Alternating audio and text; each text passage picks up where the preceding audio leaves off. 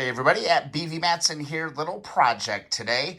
We are going to install the front races and this kind of unique steering dampener on the 1968 CB350. The first thing we got to do is install our upper and lower race. The lower race is a little bit bigger, upper race a little bit smaller. I'm going to tell you a 50 millimeter race installation tool is going to help you.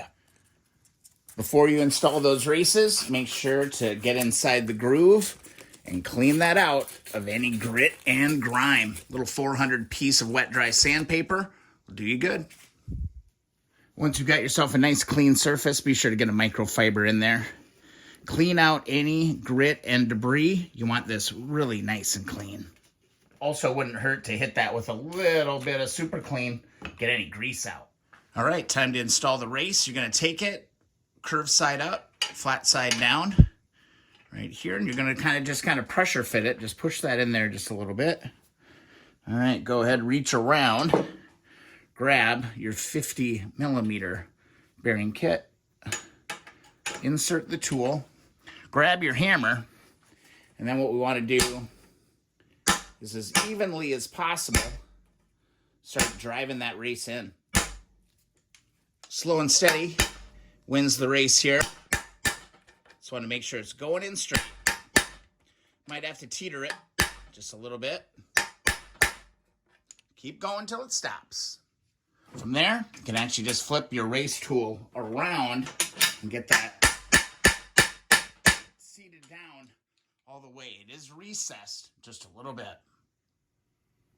Once you think you got it all the way down, go ahead, get down in front, look up with a flashlight, and just make sure that you don't have any gap underneath. And that's what you're going for on this upper race. Time to flip the bike over and tackle the bottom. All right, same thing on the bottom. Make sure you've got some nice clean edges. Be sure to degrease that before you go and install that race. All right, we're just going to gently position that race in there, kind of get it stuck. I'm going to grab my installation tool. This 50 works perfectly on this bottom one. You can flip it over and use it this way too if you want, but again, you want to go as even as possible as you install this. Once you get your races installed, go find 37 ball bearings. We're going to do 19 on the bottom and 18 on the top. Go ahead and grab yourself some all-purpose grease on your steering stem. What you're going to do is you're just going to coat this. I would go pretty thick with the grease because the grease is going to hold the ball bearings in place while you slide this into position. It can be a bit of a balancing act. Make sure you get those ball bearings buried in grease so they stay put. All right, there are 19 ball bearings on the lower stem. Now we're going to go grease up the frame. Go and get yourself a little dab of grease and be kind of liberal with it in this area. We're going to smear up in here, just like that. Grease this up really, really well. Then we'll get the two pieces mated without dropping a ball bearing, hopefully.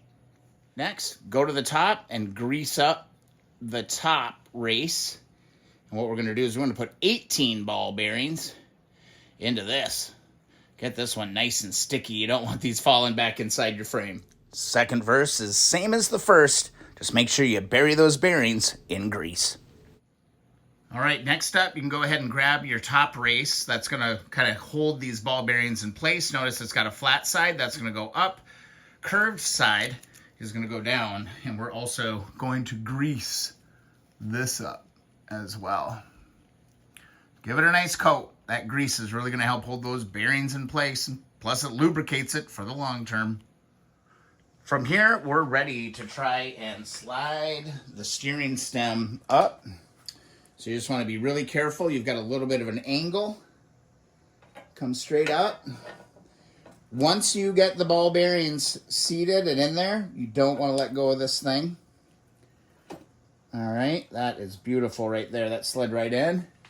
I didn't hit any of the ball bearings up top, so I'm going to grab this top retainer, push that down there just like that. And then you got to have this part handy. You want to grab your retainer right here, and we're going to screw this down. All right. Now try to get this kind of tight right now, because you don't want this thing sliding down, because you're going to start puking out ball bearings all over the place. Right there, that'll do it. That is in place. And we can take a deep sigh of relief. Once you've got it kind of hand tight, go ahead and grab one of your shock wrenches.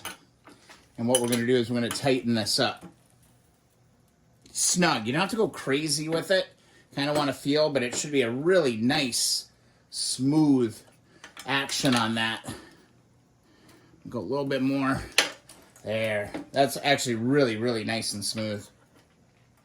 Once you got that in place, you just want to kind of test, make sure that your stops are engaging and that you're not rubbing on the bottom of that steering stem. This is actually feeling really, really pretty good right here. I think I got that the first try without dropping a single bearing. How nice. Things are going to start going pretty fast once you get this figured out. You're going to take your mount for your handlebars, get that positioned in place. And that's going to be there just like that. And then we can start focusing on that damper rod. First, your big chrome washer. Put that bad boy on top. Oh, almost dumped the frame.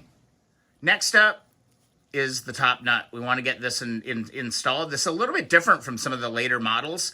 That dampening rod actually goes all the way through this cap. Now I notice this is really gnarly. It's gross. I'm going to try to find a little better one or see if I can clean this up. But let's get this installed on the top for now. Oops. Now the dampening rod has a few different components. It's got this long rod with a knob on the top. And then it's got some friction plates, 3 pieces. You've got a flat piece, and then you've got these friction plates right here, all right? So these all kind of go together like this, and we'll put it together here in just a second, but it's just, I don't know how useful it honestly is, but it was on a 68 bike, so it's going back on this build. First, I'm going to go to my rod. I'm going to pull the nut off the rod. This is kind of a specialty little bolt. It's got a slot in it like that. And then we're going to remove our star. Don't lose these. All right, we're going to take our dampening rod and we're actually going to slide it down the center of that hole and all the way down. You'll start to see it kind of pop out on the bottom.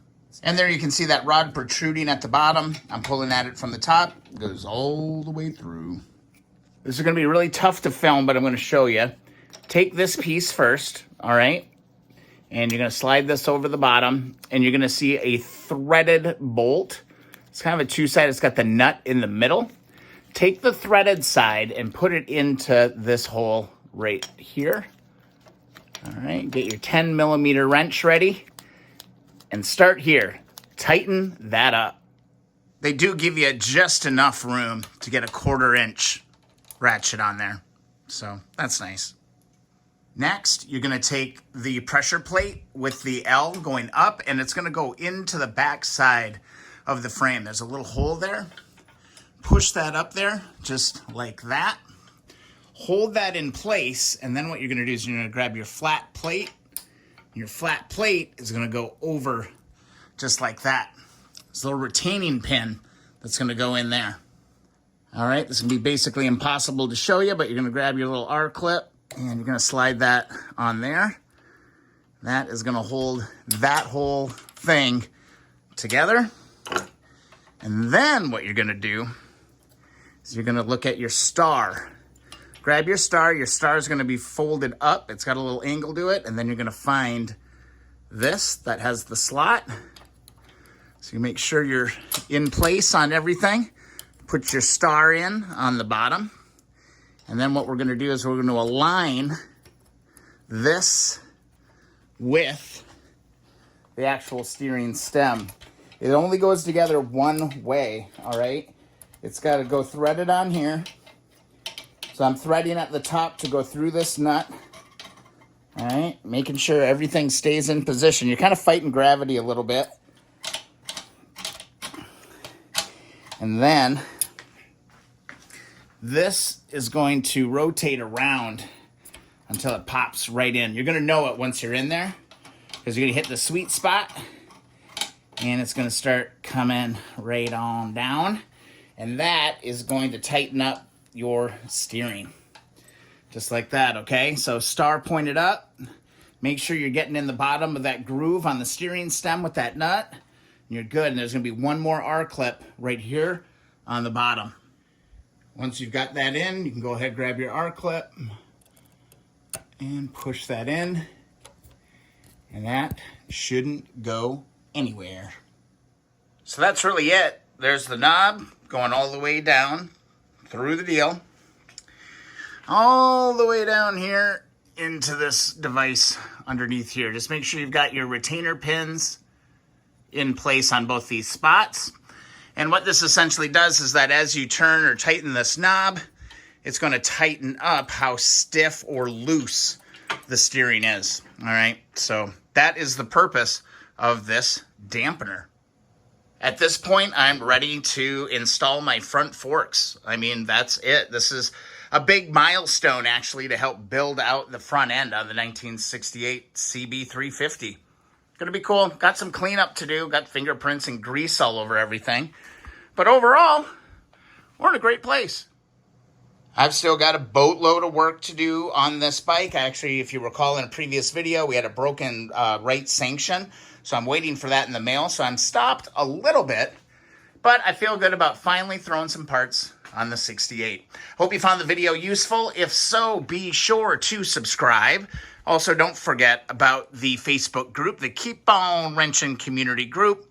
And also, if you want yourself a free sticker, head on over to keeponwrenching.com. It was fun to do another kind of how-to video or tutorial or how I do it video. I don't know if it's necessarily how-to, but yeah, cool to do it. I hope you enjoyed it. If so, be sure to hit that like button as well. It really helps. We'll see you in the next video or live stream.